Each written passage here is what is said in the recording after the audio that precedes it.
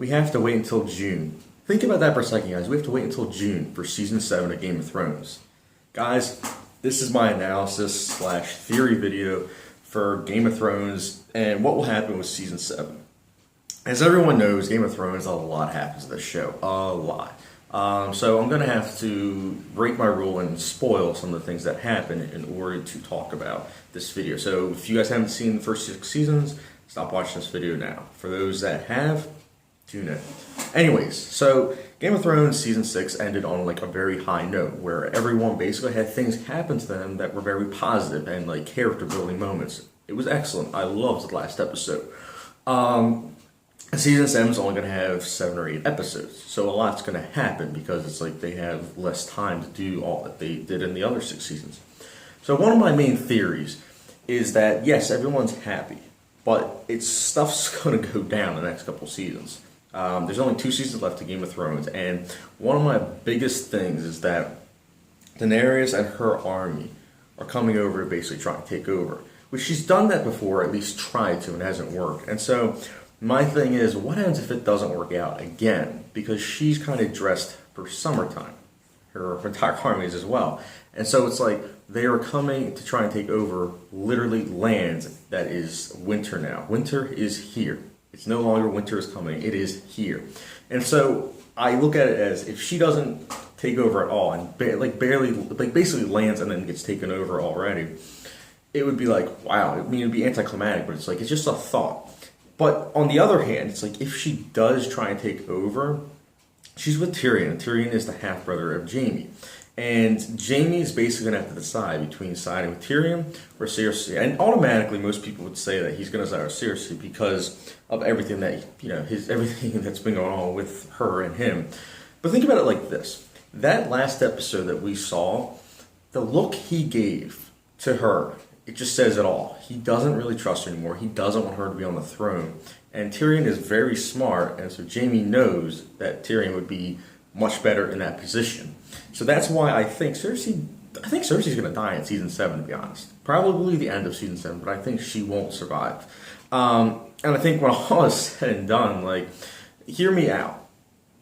I think that if they kind of go with that, Tyrion could very well be on the throne when all is said and done. With, who knows, maybe Daenerys. I mean, that'd be kind of crazy.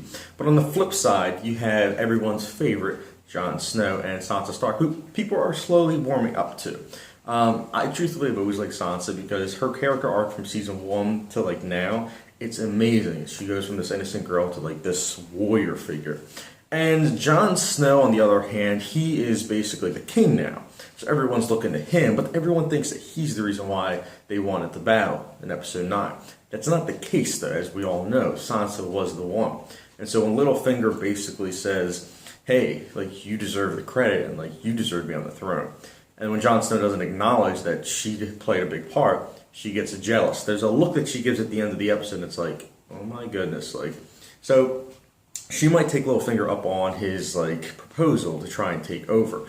And that would be very interesting if that happened, because I can't really see Jon Snow being, like, the leader. Especially when you think about Brennan is going to come, and when he comes and lets Jon Snow know of his heritage, that he's half Targaryen and not really Stark, it's just going to kind of throw things to a loop. And that's why I think Sansa will take over. Either way, I think Sansa will take over. And my theory in the end is that either Tyrion or Sansa will be the king or queen when all is said and done at the end of the show. And who knows, maybe both. Maybe they'll both rule together, which would be kind of like ironic considering they're supposed to marry each other in season like 3.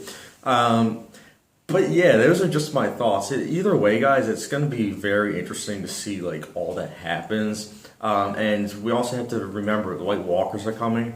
So who knows? It might go the whole TV show trope of everyone coming together to try and take over and beat the White Walkers. Probably not. That'd be pretty stupid, to be honest. But I'm just throwing it out there because the White Walkers are here, winter is here, and we still have a lot of drama going on with the characters, which is a good thing, but it makes it very interesting at the same time because it's like, again, we don't really know what's going on. Mine's just a theory. But I do think that Daenerys, if she does take over, I think it will be barely because, yes, she has a huge army, but again, winter's here and she is not prepared for all that. But guys, enough about that. First of all, let me know who your favorite characters of Game of Thrones. I don't think I've really asked that before in one of these videos.